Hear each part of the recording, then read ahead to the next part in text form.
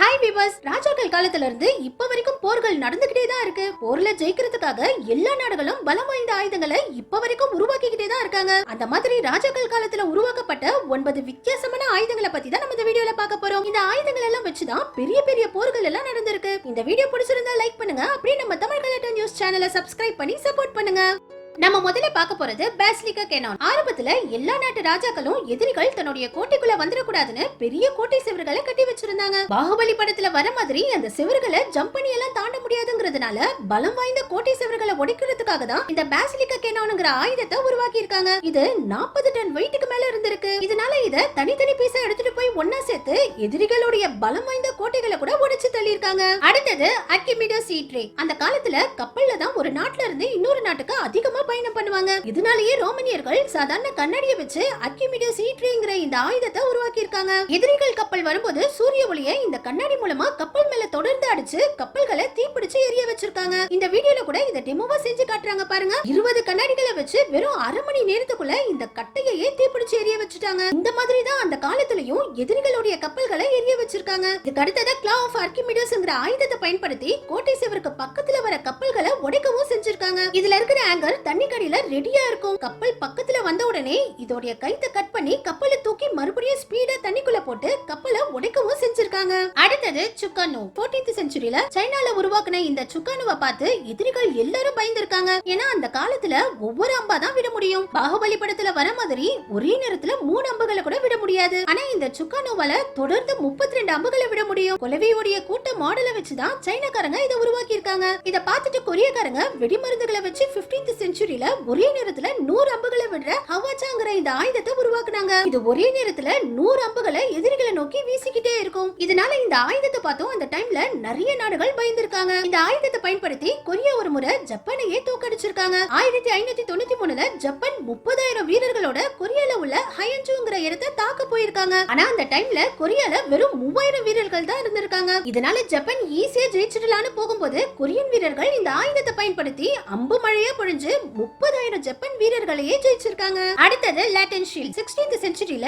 யூரோப்ல தான் இந்த லாட்டன் ஷீல்ட உருவாக்கி இருக்காங்க. அந்த காலத்திலேயே இந்த ஷீல்டுக்குள்ள இருந்து இந்த மாதிரி ஆட்டோமேட்டிக்கா கத்தி வெளியில வர மாதிரி எல்லாம் செட் பண்ணி இருக்காங்க. இந்த ஷீல்டுல எல்லா பக்கமும் கத்தி இருக்கிறதுனால இந்த ஷீல்ட வச்சு சண்டை போடும்போது எதிரிகளை ஈஸியா சாகடிக்க முடிஞ்சிருக்கு. இதனாலேயே இந்த காலத்துல இந்த ஷீல்ட பார்த்தாலே எதிரிகள் பயந்து ஓடி இருக்காங்க. இதோட ஃபுல் செட் போட்டுக்கும் போது எதிரிகளால நம்மள குத்தவே முடியாதாம். இப்ப வரைக்கும் கூட நிறைய பேர் இந்த ஷீல்ட செஞ்சு சண்டை போட்டு ட்ரைனிங் எடுத்துக்கிட்டு இருக்காங்க. அடுத்தது ஃபயர் ஸ்பியர்ஸ். 10th செஞ்சுரியில சைனாக்காரங்க தான் இந்த ஆயுதத்தை உருவாக்குனாங்க. இந்த ஆயுதத்தை பாக்குறதுக்கு சாதாரண ஒரு குச்சி மாதிரி தான் இருக்கும். முதல்ல இதுல வெடிமருந்தையும் அம்பையும் போட்டு சுட்டு இருக்காங்க. இப்ப யாருமே இந்த ஆயுதத்தை பார்த்து பயப்படல. ஆனா அதுக்கப்புறம் இதுக்குள்ள விஷ மருந்துகளை போட்டு சுட்டு இருக்காங்க. இந்த விஷ மருந்து எதிரிகளை கூட்டம் கூட்டமா அழிச்சிருக்கு. இதனால அந்த டைம்ல சின்ன குச்சி மாதிரி இருக்கிற இதுவே ஏகப்பட்ட பேரை சாகடிச்சிருக்கு. அடுத்தது பிரான்ஸ் ஹெல்ம். 1530ல பிரான்ஸ் ஜெர்மனிக்கு எதிராக பயன்படுத்தின ஒரு மோசமான ஆயுதம் தான் பிரான்ஸ் ஹெல்ம்னு சொல்லப்படுற விலங்குகள் பாம். இவங்க கொஞ்சம் கூட இறக்கமே இல்லாம பூனைகள் மேலையும் பறவைகள் மேலையும் பாம்புகளை கட்டிவிட்டு பிரான்ஸ் உடைய ஒரு கோட்டையே மொத்தமா எரிச்சிருக்காங்க. ஆனா ஒரு கோட்டையை எரிக்கிறதுக்காக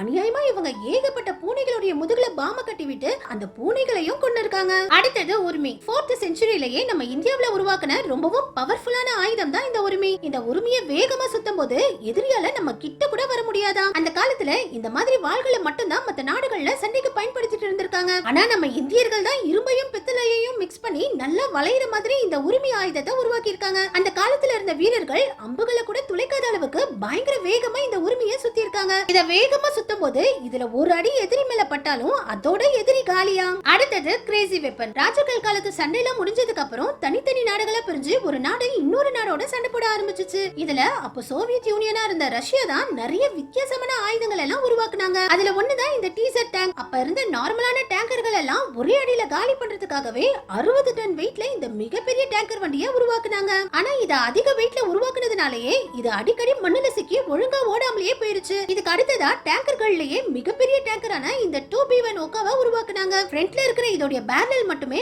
65 ஃபீட் நீளத்துக்கு செம்ம பெருசா இருந்திருக்கு. அந்த அளவுக்கு இது ரொம்பவும் பவர்ஃபுல்லான டேங்கரா அந்த காலத்துல இருந்திருக்கு. ஒரு டேங்கர் வண்டியோட மொத்த நீளமே 20 ஃபீட் தான். ஆனா இதோட பைப் பைப் மட்டுமே 64 ஃபீட் நீளத்துக்கு செம்ம பெருசா இருந்திருக்கு. இதுக்குள்ள 748 கிலோ வெயிட் உள்ள பாம்ப போட்டு சுட்டு இருக்காங்க. இதுல ஒரு பாம்ப லோட் பண்ணி சுடுறதுக்கே 10-15 பேர் வேலை செய்யணுமா. ரஷ்யாவுக்கு போட்டியா அமெரிக்கன் ராணுவம் உருவாக்குன ஒரு வித்தியாசமான ஆயுதம் தான் இந்த கான்வேயர் 49. அமெரிக்கா ரொம்பவும் ரகசியமா இந்த கான்வேயர் 49 உருவாக்கிட்டு இருந்தாங்க. இதுல 12,000 புல்லட்களை சுடுற மிஷின் கன்னும் 500 கிரானைட்ஸும் இருந்துச்சு. வியட்நாம் வார்ல இத பயன்படுத்துறதுக்காக அமெரிக்கா இத அவசரமா உருவாக்கிட்டு இருந்தாங்க. ஆனா இது டெஸ்டிங் ஸ்டேஜ்லயே ஒழுங்கா பறக்காததுனால கடைசி வரைக்கும் அமெரிக்கா இந்த கான்வேயர் 49 முழுசா செஞ்சு முடிக்கவே இல்ல. இது கூட பரவாயில்லைங்க. இதை விட காமெடியா அமெரிக்கா இந்த 1 லிக் டேங்கரையும் உருவாக்க முயற்சி பண்ணாங்க. இதுல 6 பேரல்கள் இருக்கும். இதனால இத வச்சு எல்லா பக்கமும் சுட முடியும். ஆனா இது இப்படி ஜம்ப் பண்ணி தான் போகுமா. இத வச்சு எனிமிகளை தொடர்ந்து சுட்டுக்கிட்டே இருக்க முடியும்னு தான் இந்த வித்தியாசமான டேங்கரை உருவாக்கி இருக்காங்க. ஆனா இந்த மாடலும் டெஸ்ட் பண்ணும்போதே ஃபெயிலியர் ஆயிடுச்சு. நம்ம கடைசியா பார்க்க போறது ஸ்லிங் ஷாட். இது வரைக்கும் நம்ம பார்த்த எல்லா ஆயுதங்களுக்கும் முன்னாடி